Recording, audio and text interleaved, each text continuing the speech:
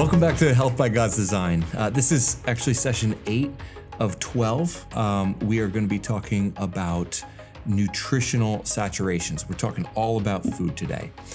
Now, there's a lot of misconceptions about food, and for this class, I think it's really important that we go all the way back and remember that quote we talked about from Ralph Waldo Emerson, where he said, "As to the methods, there may be a million and then some, but principles are few. The man who grasps principles can successfully select his own methods, but the man who tries methods while ignoring principles is sure to have trouble." And I think out of anything having to do with health, this is one of the areas where that comment, that mindset is so important, because there are diet plans like crazy. There are suggestions. Our friends come up with stuff. Every trainer has their own way of doing it. Life coach, health coach, all sorts of stuff. Doctors come up with one thing. They say, eat according to your blood type, eat according to the food pyramid, the food plate, according to my new book I just came out with. And it can be wildly confusing because everybody seems to be contradicting everybody else, and all of it's based on science. So it kind of leaves us in this place going, well, what's true? It's actually becoming much worse because there's complete incongruency in the information about out there. Out of any country on earth, we're probably one of the worst when it comes to both having a good pattern of eating and understanding, and we are by far one of the most obese countries in the entire world. So we obviously, with all our knowledge, aren't acting according to wisdom, and I think it's really because we're trying methods without understanding the principles. So my goal today is to really help you understand the principles of how to eat right. Now, the entire purpose of Health by God's Design is to really equip you to learn to steward your own health so that you can say yes to the Lord. You can say yes to the work He calls you to, and you can continue to do it faithfully. But part of that is truly nourishing yourself. And this nourishment principle, it really is very consistent, both spiritually and physically, and even mentally, I would say. And that there's layers to this, that what we feed ourselves is what we become. You've probably heard the phrase, "you are what you eat." As we go through this, you're going to recognize the literal nature of that statement physically. But you also are very much what you eat mentally, the thoughts that you munch on all day long, and the spiritual focus that you remain in, or the things that you dwell on spiritually also really shapes and molds you from the inside out. And we've already unpacked so many times over, and we'll continue to do so, how what goes on in our heart is really shown in our body and our health. That there's really no separation from the inner world that we live into the outer world. So it really is important. If we talk about some of these spiritual principles of nutrition, right, there's two really important encounters that I think are worth looking at. And the first is, when Jesus was tempted in the desert, he was baptized in the Holy Spirit. The Holy Spirit descended on him after he was baptized in the River Jordan.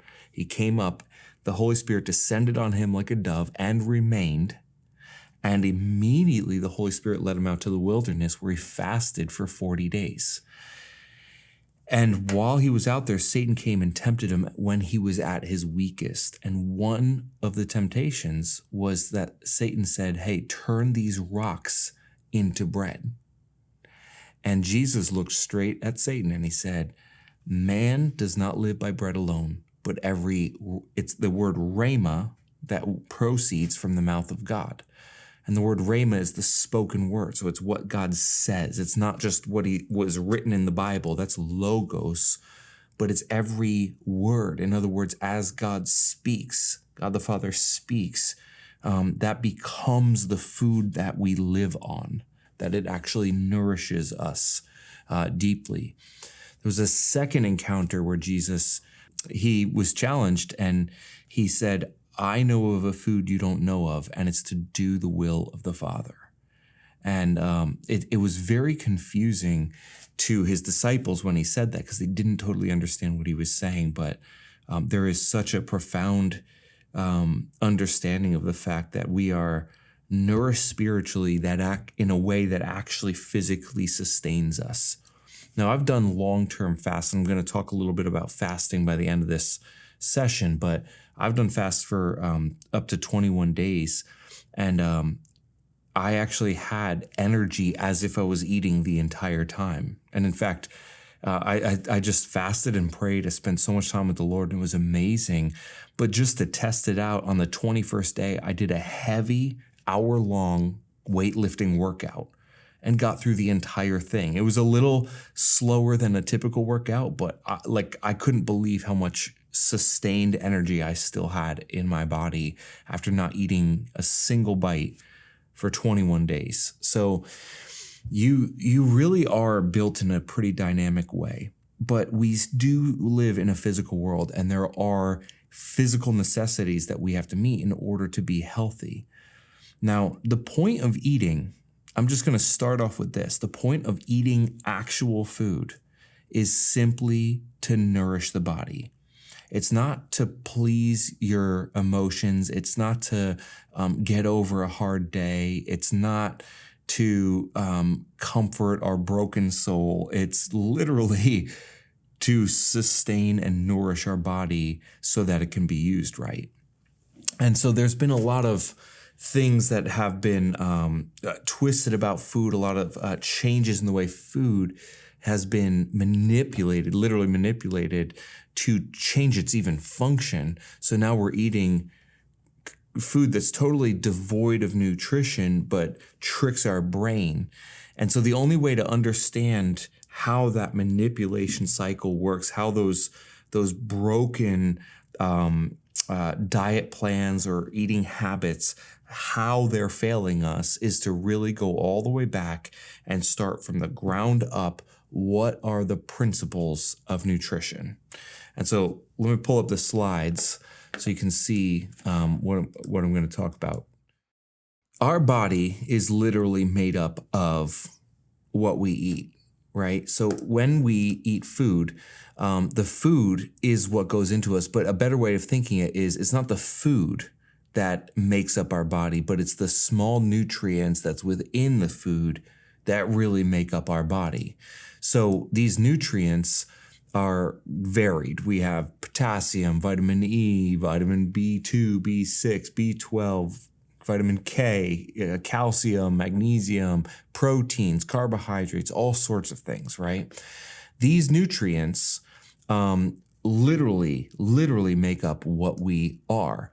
And so whenever we have a need in our body, like calcium, we need to get calcium from somewhere totally outside our body. That's kind of the whole principle, is that whenever something is needed inside the body, we have to go get the material. It's the same thing when you build a house. If I need to build a wall, well, I need some 2x4s, I need some sheetrock, I need some screws, maybe some nails, some glue, some paint. So in the body, those nutrients are a little more varied. So calcium is just going to be one of the main examples we're going to use through this so you can understand the principle, but just understand that the amount of nutrients that we need in our body is huge, the types of them, and the quantities are varied all over the place. So calcium is an essential need. Makes our bones strong. It's used for heart contractions. It's used for different types of nerve function, but especially with muscle contraction. So calcium is an important nutrient. Now, if at any point we end up losing calcium, or we don't have enough calcium in our body to sustain normal function, then it will actually affect muscle contractions, heart function, and bone strength. They're just a couple examples. So we have to refill our calcium need somehow. And so we don't have it within our body. If we're already like being depleted, then we have to actually supply it. And so we have to get calcium from somewhere on the outside of our body and get it into our body so that it refills our storehouses of calcium in all the varied places that it's needed. Now, this happens on a regular basis because we use up nutrients, right? Nutrients are used to make new cells, but cells wear out. Just like skin cells come off our body, blood cells eventually wear out and get recycled or broken down and sent out of the body. So we both build and eliminate nutrients on a regular basis. Now, the main place that we need to go get these nutrients are somewhere along the food chain.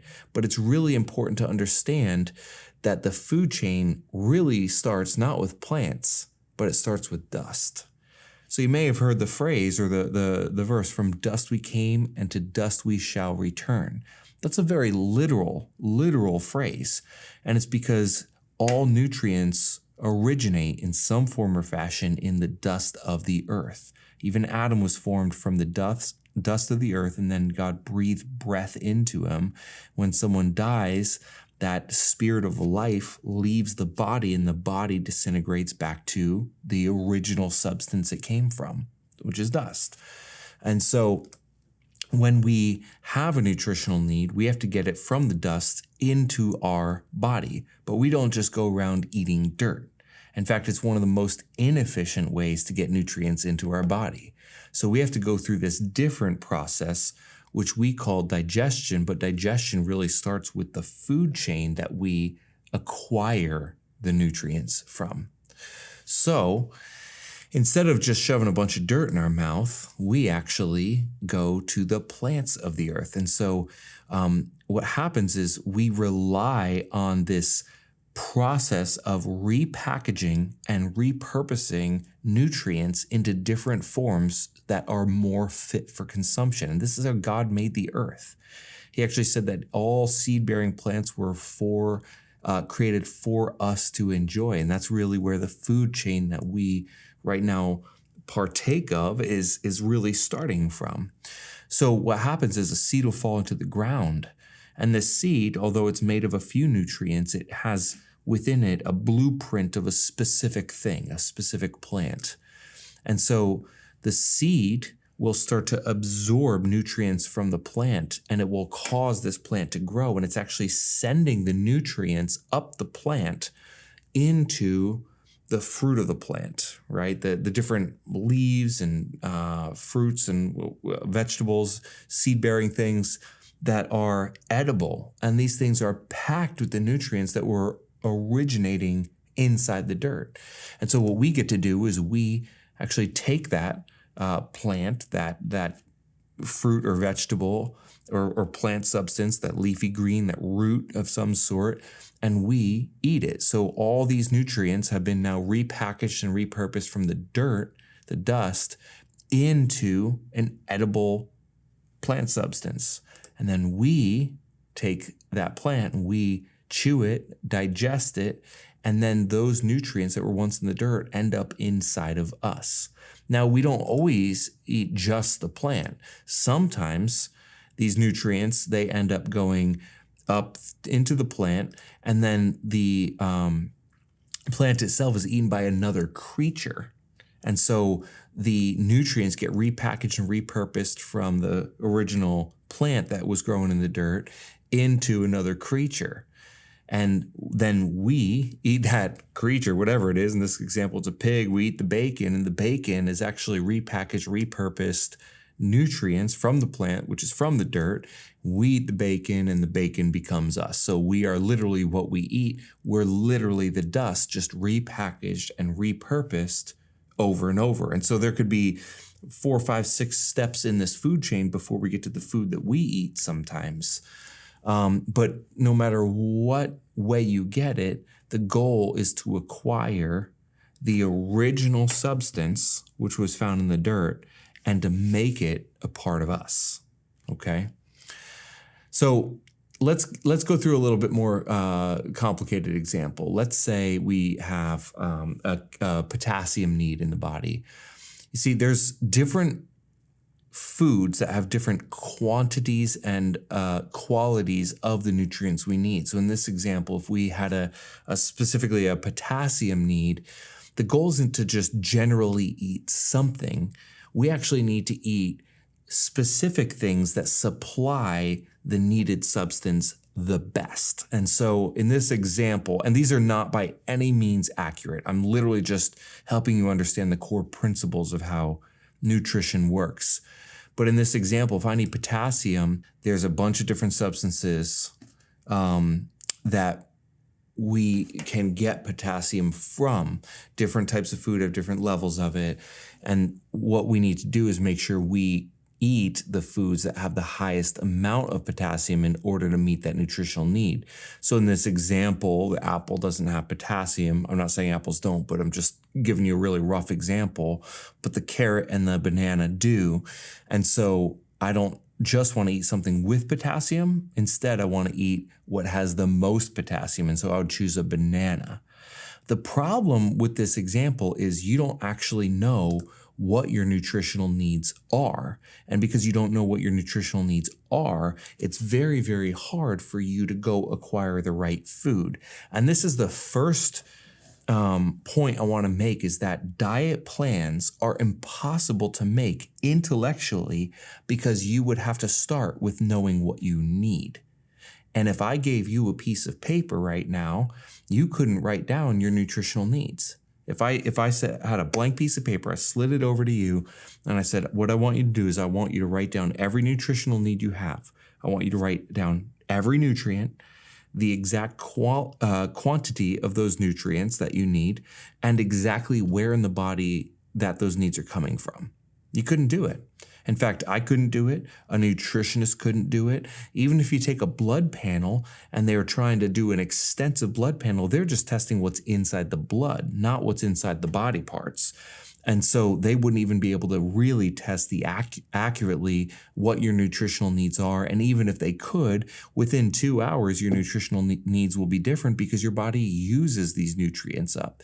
So there's literally no possible way for you to make a diet plan because there's really no possible way in any way to find out exactly what you need. Now, I will say this, if you have an extreme deficiency of a specific nutrient, that's identifiable. And so you can bolster those extreme deficiencies. But generally speaking, you cannot on a regular basis track your nutritional needs, and therefore you cannot make a plan ahead of time of what you need to eat to meet those needs. So it leaves us with a question, then how do I know what I need to eat?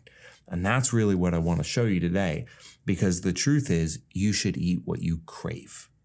Now you might be thinking that's crazy. Like, why would I eat what I crave? Because I crave ice cream, I crave sugar, I crave coffee, I crave everything I shouldn't eat, and everything I should eat I don't crave. And yes, that's very true for so many people, that they start off with this really, really messed up craving cycle. But I'm going to teach you how to actually resensitize your craving and kind of reset that process. But first you need to understand how that process works. And it starts first and foremost with the brain. Let me explain. So we're going to use calcium as the main example, and we're going to use the humerus bone as the location for the calcium need. So in this example, the humerus bone is deficient in calcium and vitamin D, but calcium is the main one. So we're just going to stick with calcium so you can understand this concept. Now, you have many different parts of your body that have varied needs. Different things need different substances. So in the liver, in this example, deficient in magnesium. In the heart, really needs some calcium for better function, a little low in vitamin A for the lungs, and deficient in calcium in the bone, the humerus bone. Obviously, this isn't exactly how it works, but you do need to understand the general principle behind this. Basically, all the body parts have many nutritional needs at all times that need to be fulfilled in order to sustain function. That's the only way it's going to continue to work right. And all of those body parts are talking to the brain to tell the brain exactly what it needs. We talked about the nervous system, how the nervous system is a communication pathway. So the body will tell the brain what it needs, and the brain responds by controlling and coordinating to adapt the body or supply its needs in any way it needs it.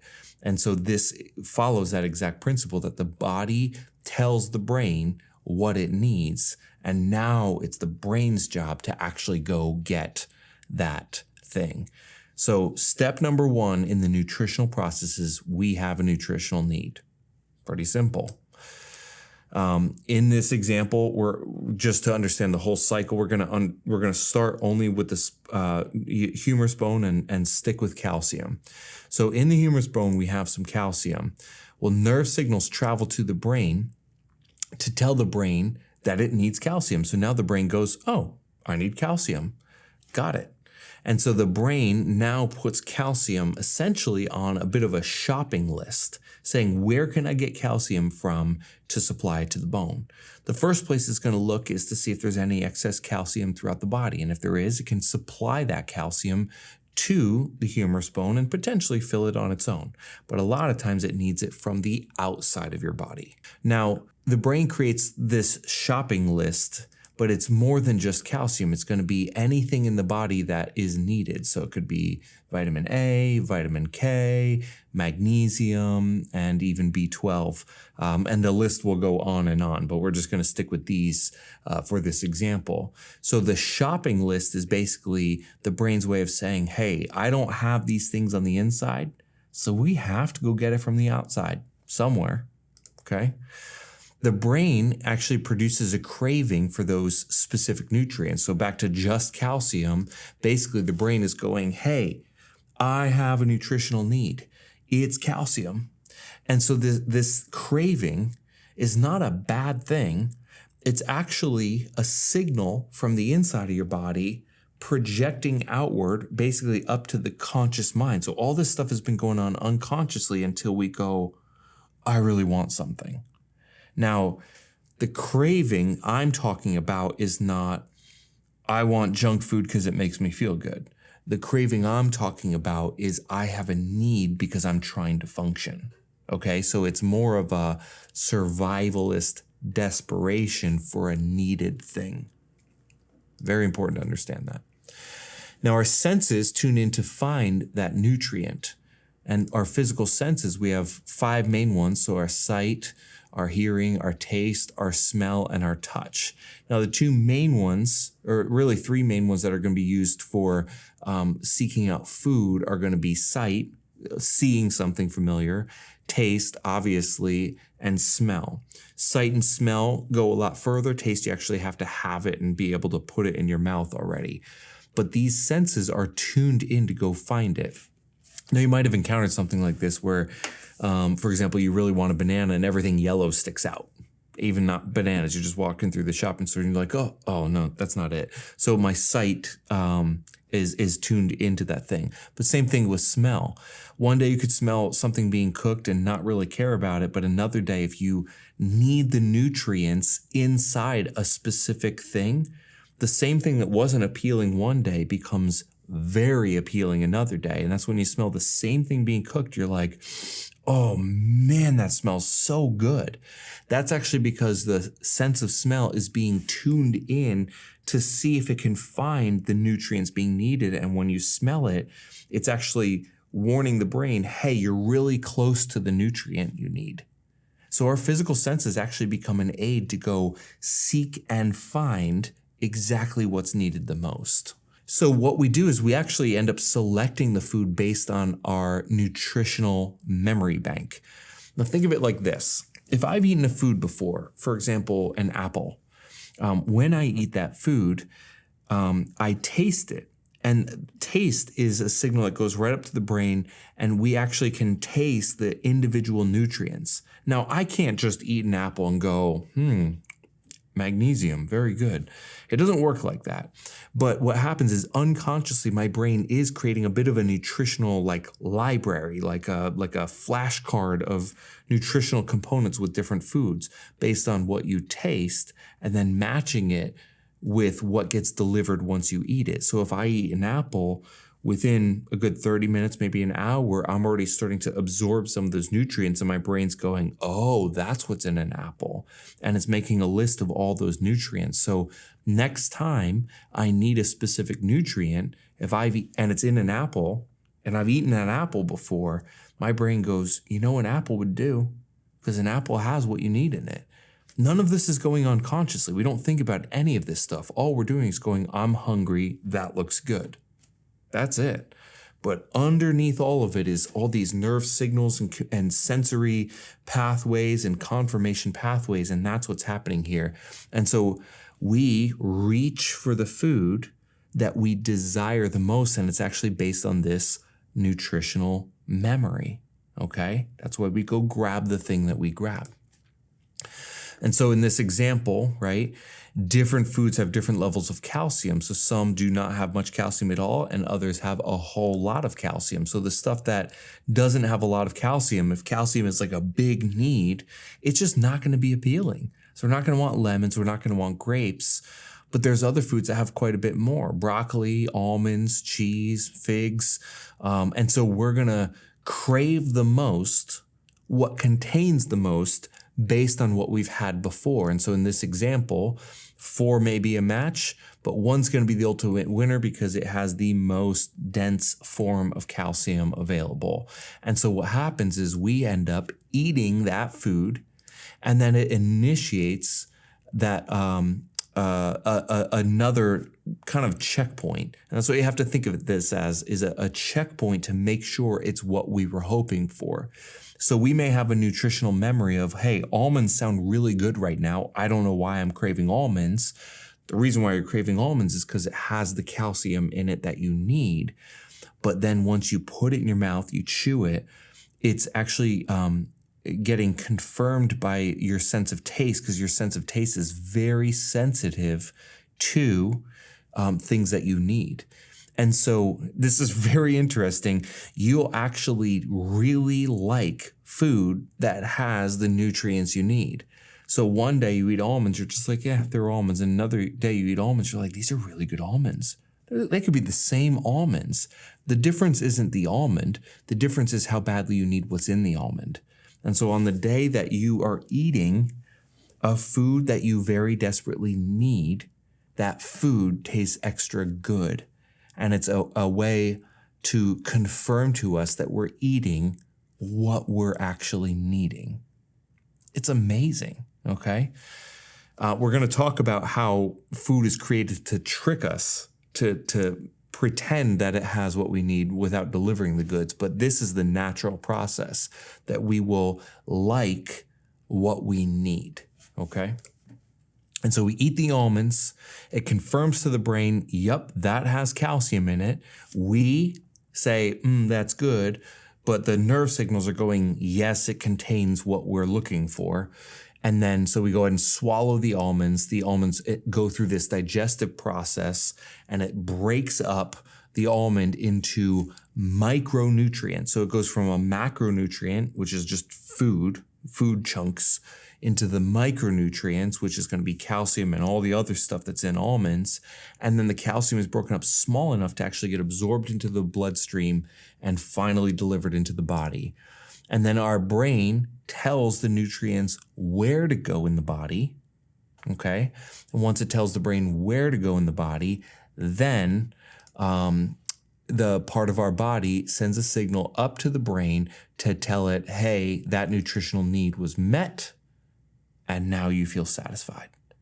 And so what we're doing is we're actually trying to get to satisfaction, not just saying, that was good, like with a Dorito and ice cream, but this deep-seated satisfaction of saying a much-needed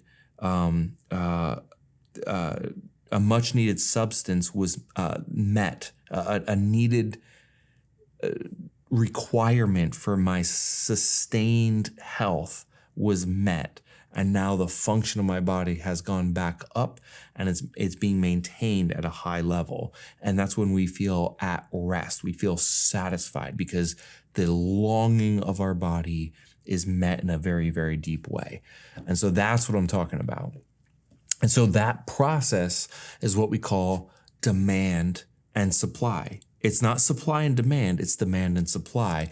And it's because the demand and supply process starts with what the demand on our body is. It's the nutritional need.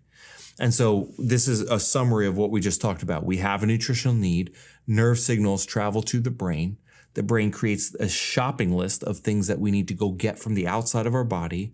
Then the brain produces a craving, which is the first time we have an indicator that, hey, I need something. Our physical senses tune in to find that nutrient somewhere out in the world. And then we select foods based on our nutritional memory, what we've eaten before. And we eat the food. And then when we put it in our mouth, our taste confirms the nutritional value, right? Making sure it has what we need. And then we digest the food. And then our brain tells each nutrient where to go. And then we become satisfied because that need was met. Now, I simplified this demand and supply process into something I call the normal nutrition cycle. It's a lot easier to understand, and it helps you understand how to go about identifying what's right or wrong in your nutritional process. So in the normal nutrition cycle, we start with the nutritional need. It always, always, always starts with the nutritional need, okay? Demand first, and then you have to supply what's being demanded of. So we get a nutritional need, we have a craving, then we select the food. Selection is the selection of the food based on nutritional memory. Confirmation is when we put it in our mouth, our taste confirms that food. Then we digest the food, so we break it down from a macronutrient to a micronutrient. And then it gets placed exactly where it needs to go in the body. So if it was calcium in the humerus bone, the brain doesn't play a trick on you and go, haha, I delivered it to your calf muscle just to play a trick on you. Like, your brain is very good at making sure once it's supplied, it gets to where it needs to go. And if that nutritional need that this cycle started with was met, and it landed where it needed to go, that's when we're satisfied until there's another nutritional need. And so this cycle goes round and round and round. It's actually happening with all the nutrients of your body all day, every day. This cycle never really stops, but this cycle can break. And most of the time we have a problem with food is because of a breakdown in this nutritional cycle. Now, there's one thing that's really important to understand, and that's that this normal nutrition cycle also has an out, right? So digestion is not a process of taking all the food that you eat and putting all of it inside your body. It only takes the nutrients that are needed and it gets rid of the rest. And waste, obviously, is going to be your poop. So everything that you don't eat comes out the other side. And there's something really important with that, because we often get nervous that we ate too much. We get nervous that we didn't count our calories right, that we ate too much or too little of something. But if you think of the digestive system as a filtration system, it makes a lot more sense. That it breaks down everything, but it only absorbs some of it and it gets rid of everything that's not needed. So your job is not to control the quantity of absolutely everything going in your mouth. Your job is actually to maximally supply the potential nutrients and allow your digestive process or your digestive system to actually filter through what's needed the most. And so because there's an in and an out in the digestive system, then it helps us understand why calories don't really matter. And this is another main principle I want you to take home, is that you can't accurately count calories, but there's a reason why. So calories, the only way we understand how many calories are in any food is we use this thing called a bomb calorimeter. So you may not have heard of this, but a bomb calorimeter is actually a mechanism to discover how many calories are found within a food. Well, why do calories even matter in the first place? And what is a calorie anyway? See, calories are actually a unit of heat. It's a measurement of heat. That's it. So a calorie is basically how much heat is produced by incinerating the food. And so they use this thing called a bomb calorimeter to find out how much heat is produced by food so they can write on the label, this is how many calories are in the food. So what they do is they take, in this example, a cheeseburger, and they would put this cheeseburger inside this inner container in this bomb calorimeter. Now this bomb calorimeter has a few components to it. There's this inner chamber, this sealed bomb. Inside that sealed bomb are some wires, some electrodes that go to the food. There's plenty of oxygen inside the bomb calorimeter. There's the sample cup, which holds the food itself. But outside this sealed bomb is water. There's a thermometer that's going into the water. And there's a motorized stirrer to keep the water circulating so the water remains the same temperature throughout all the water. So circulated water will spread any heat or coldness out evenly. And so once they put the food inside the sample cup, inside the sealed bomb, and then fill it with water, seal the container, then they ignite the food and literally incinerate it. And that food produces heat, and the heat will raise the temperature of the water, and they measure the difference between the starting temperature of the water and the end temperature of the water after incinerating the food, and they calculate how many calories were produced by incinerating that food. And so in this example, it's 313 calories are in an average cheeseburger. So you would write down 313 calories for a cheeseburger. So in your body, it does not work like that. You see, 313 calories may come from a cheeseburger. When we eat that cheeseburger, we have to chew it, we swallow it, and it starts this digestive process through our digestive tract. Now, some of the cheeseburger will end up inside our bloodstream, which means it's getting absorbed, but some of it ends up coming out as waste on the other side.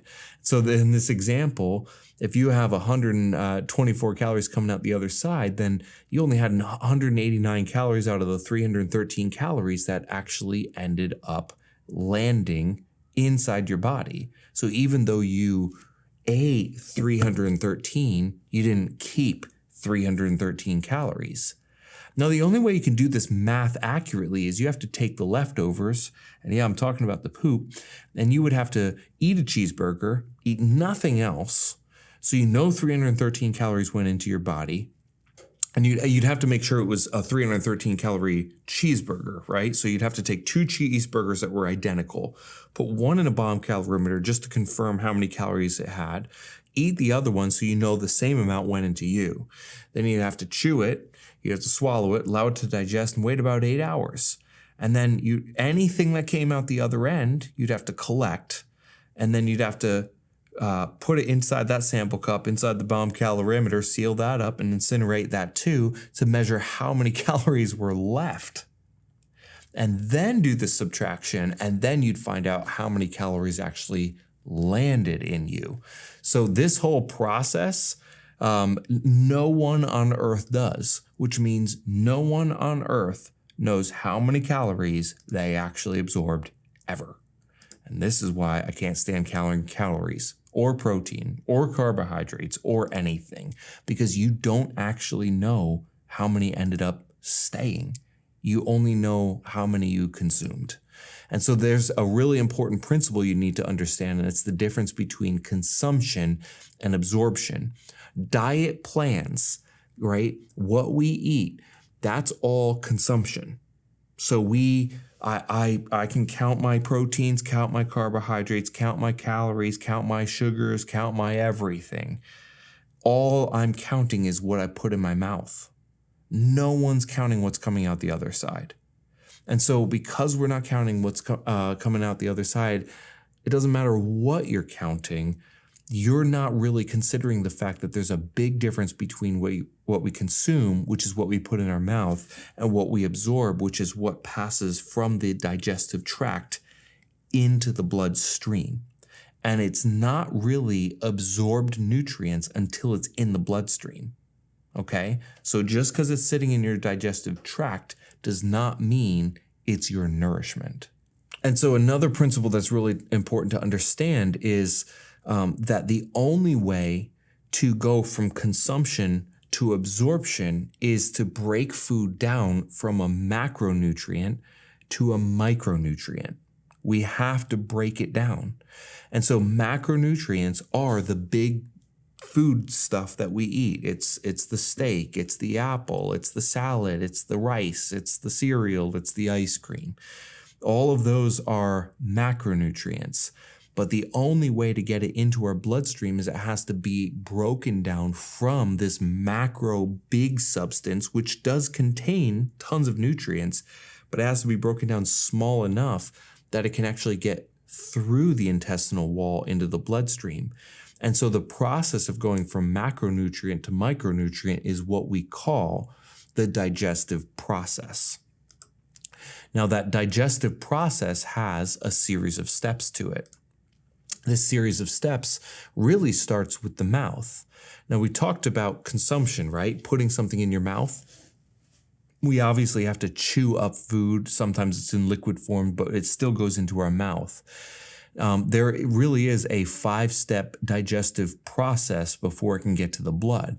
So first we put something in our mouth, and our saliva is actually, it doesn't just wet our mouth, it actually helps aid in the digestive process. It starts the process of breaking down food. So between our teeth and our saliva, we're already starting to break down macronutrients to micronutrients. Once we've chewed it up, we swallow it and it goes into our stomach. Well, our stomach releases hydrochloric acid. Now, hydrochloric acid can burn through a bumper. You have that on the inside of your stomach. And its real intention is to break down food, but especially proteins, which are hard to break down. So this hydrochloric acid just sits in and through the food, and it just breaks all this stuff down into smaller and smaller parts. Well, then it exits the stomach and it goes into the upper part of the small intestine. The first thing that gets released in the small intestine is bile, okay? Bile is really good at breaking down fats, okay? So our gallbladder releases bile and boom, fats start being broken down much, much better. Passes down through the small intestine a little bit further, and then it gets flooded with a bunch of digestive enzymes from the pancreas, which really help with the breakdown of carbohydrates and even more of the proteins. So now you have this food that's sitting in saliva, little of the leftover acid, bile, and a bunch of digestive enzymes, all being kind of mushed around by your digestive tract and breaking down into smaller and smaller parts. And it keeps traveling down as it's breaking down, and it finally gets down to the part where we have gut flora, which you've heard of before. And gut flora is really the final component to this digestive process, where you have bacteria. Healthy gut flora is actually bacteria that eats the food, but it's actually munching on it and breaking it down and releasing it on the other side into much smaller components. And the gut flora is actually what breaks it down into small enough parts to be absorbed in a really healthy way. So there is absorption that happens throughout this digestive tract, but the main one is getting to the gut flora and actually breaking down far enough to be able to go through. And once that happens, then, and only then, can it be absorbed through the intestinal wall and finally get to the bloodstream.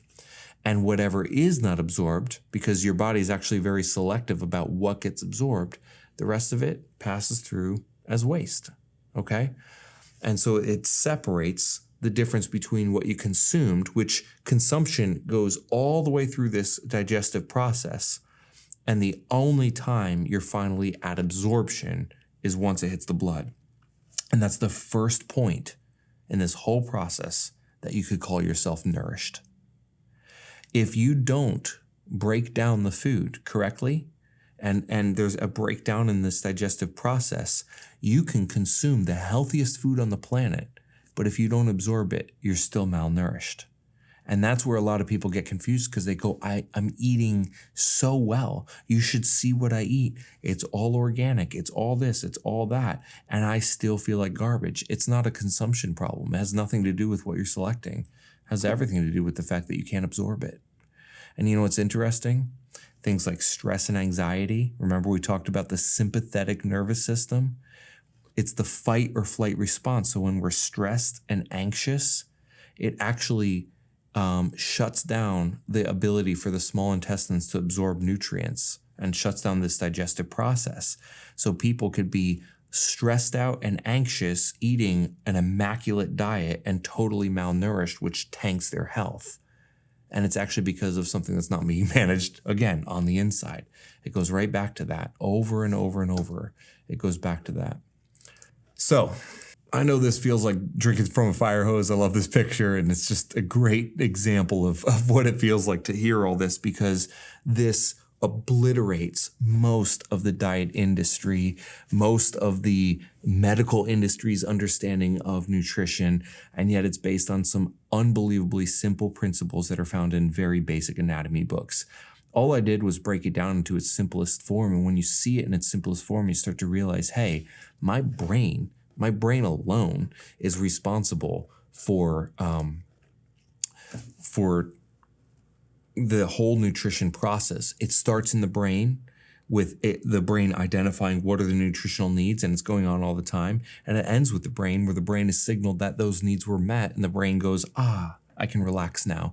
And we end up experiencing this incredible relief, this rest, because we are satisfied on a very deep level. I was talking before about how there's these like spiritual components of the same thing, that when we desire, right, we desire to be fed the right things, when the truth is fed to us, we also experience this deep, deep rest. But on a heart level, our mind is the same. Like we can be entertaining all these wild thoughts, but when clarity comes, that's when our brain rests. So our body rests, our spirit rests, our mind rests, all when those deep-seated needs are met. Nourishment is so much more than just food. It's what sustains us daily. And it is our obligation to meet those needs with the exact substance that's needed. Nutritionally speaking, yes, there is such a deep need for us to restore the entire normal nutrition cycle and make sure that thing is active and running at all times. And so there's so many components to sustaining and rebuilding this normal nutrition cycle, which is why I'm giving you access to the entire Eating Perfectly Masterclass. In the Eating Perfectly Masterclass, I go over a lot of the normal nutrition cycle in even more detail, but I also talk about the way the normal nutrition cycle breaks down. So how the broken cycles can affect our health. I also talk about some misconceptions that we have in greater detail, and how to actually get that perspective on food right. So this is really important that you go through this. I talk about some boundaries, so how to set up healthy boundaries for your eating, because you actually need to experiment with your own body, how to eat according to what you crave to get your cravings right. And then I also give you some tools to go through how to restore those things. So we talk about some really important and challenging things like emotional eating and food addictions, how to heal your gut in proper sequence, and then even how to accelerate the eating process by going through a detox fuel up cycle and actually like jump starting this cycle in a pretty aggressive way. And so there's some longer teachings on that, all found inside that Eating Perfectly Masterclass, which I'm gonna, if you're watching the webinar, it's gonna be in the link below. Inside the description for this video, you'll see the link to just get to it even easier, but you'll already have access to it. I think it's really important to understand that, you know, it's a big trick to think that food is meant to just soothe us, when we're really almost deceiving ourselves into being fine with feeling good in the moment, while actually starving ourselves from the things we need the most in time.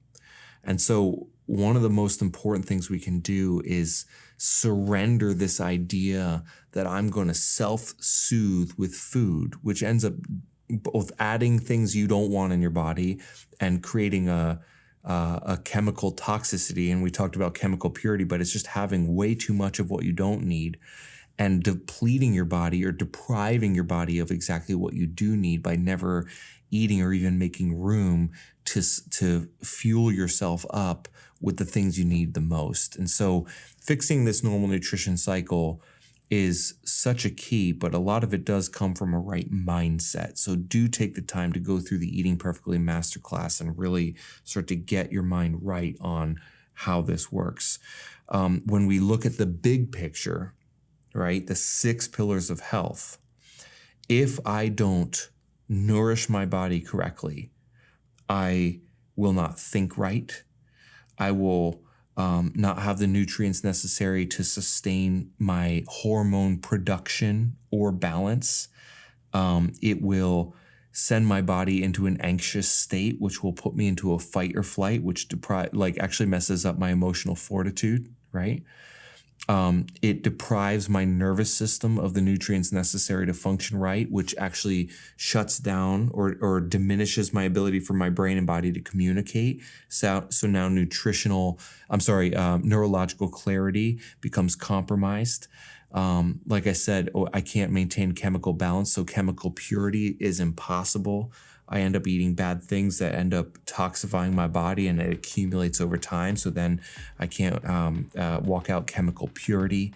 And then at the very end, which we're going to talk about next week, is it shuts down my ability to use my body physically. So then physical discipline is impossible to maintain because I am malnourished.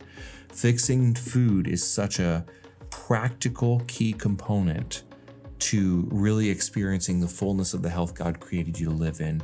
And so take the real time necessary to understand these principles. And what you're going to notice is that you won't get stuck in a single diet plan, but instead you're going to be able to navigate what you need to eat on a daily basis successfully. Just like Ralph Waldo Emerson was saying, that the man who grasps principles can successfully select his own methods or her own methods. But the one who tries methods while ignoring these principles is always going to have trouble. So that's what I hope what you can take away from today.